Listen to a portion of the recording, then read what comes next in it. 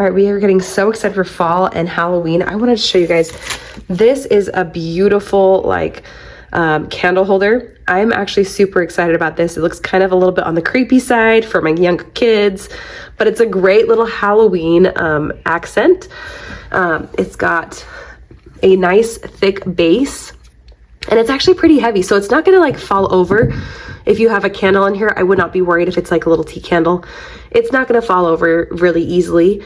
It's got a good base, not wiggly at all. And you can just kind of set it there. Be so cute. And then you can let it, I mean, I saw the picture online.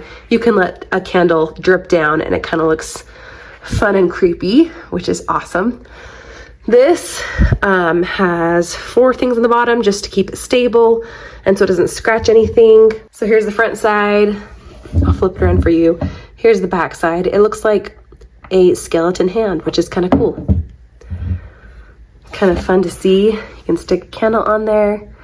It's a great Halloween decoration. We are excited to use this Halloween season. And we recommend it to you.